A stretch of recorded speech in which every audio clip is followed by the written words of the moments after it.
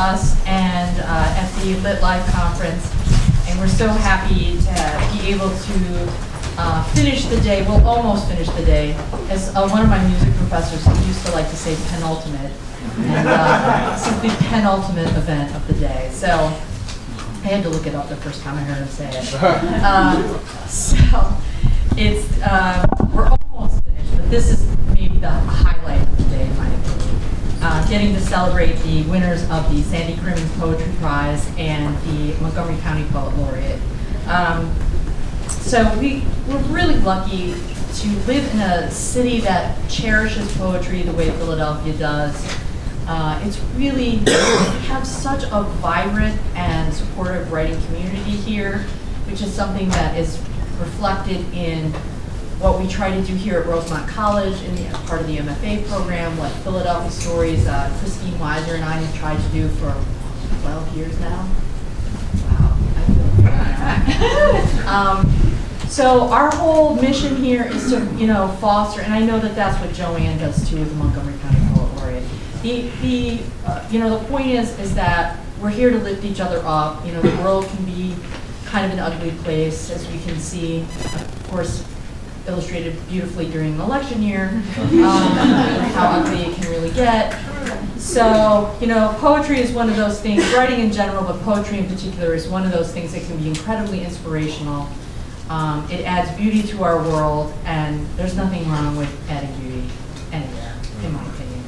So, I'm not going to gush on about this, but I just wanted to say thank you to everyone.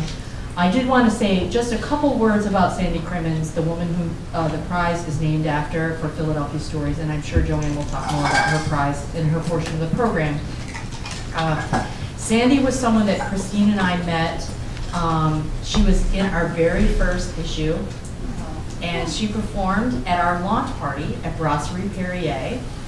And we knew right away she was just someone that was really, really special. And she was one of those people that was all about community, did a lot of performance art, performed with fire eaters and other kinds of performers. She was just really a special person. That poem, it's one of my favorites that we published in that very first issue, Spring, and about someone struggling with cancer, but it was so uplifting at the same time. I encourage you to go on the website and take a look at it. It's a poem I've taught in creative writing classes, and the students find very inspiring. And I still find inspiring all these years later. So we're honored that Joe Sullivan, Sandy's husband, and his family has agreed to sponsor this prize in her name and has given us the honor to let us honor other poets. And having said that, I'm going to let Joe say a few words. So please welcome Joe Sullivan.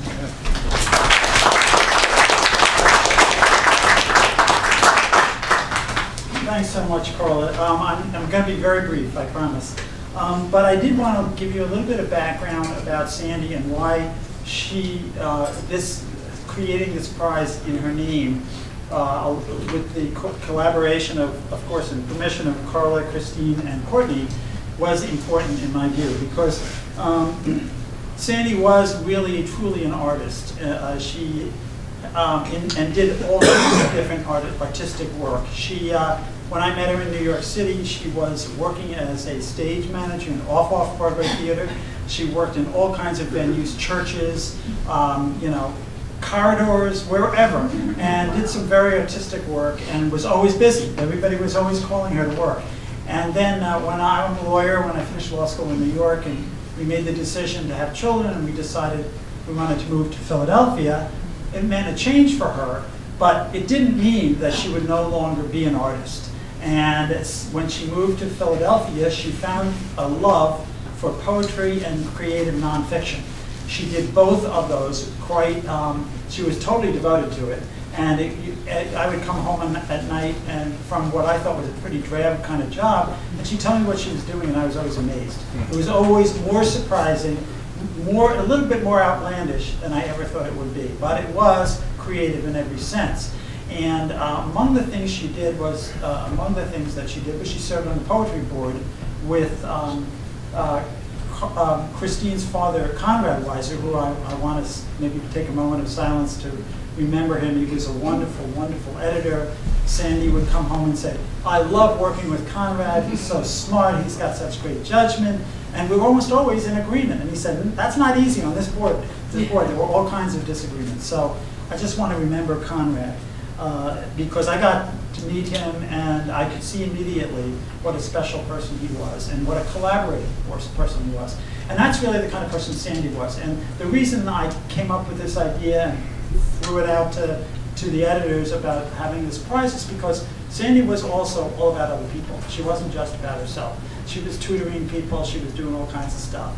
And in the last 2 or 3 years of her life, before she suffered a heart attack at age 55, she was doing what she would call performance poetry. She worked with 2 wonderfully talented musicians, and they wrote music to her poetry, and she wrote poetry that worked with their music.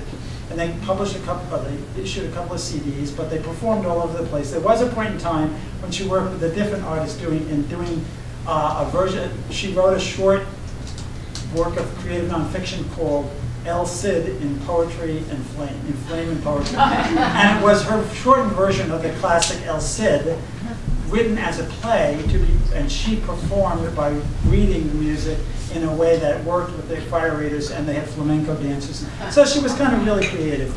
I just want to take a moment to remember another person, one of the 2 guitarists that she worked with over the years. One was Dave Falcone, and the other was Richard Druding.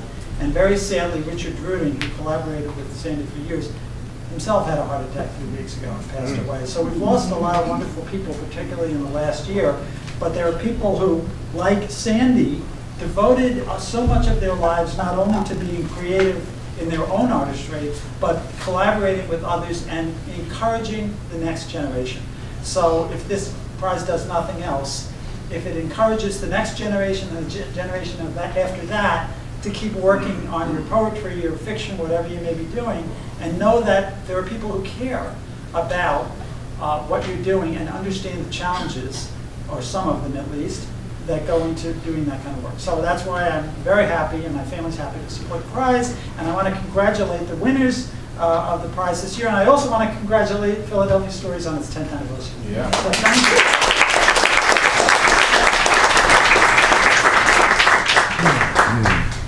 Thank you, Joe. We really appreciate that.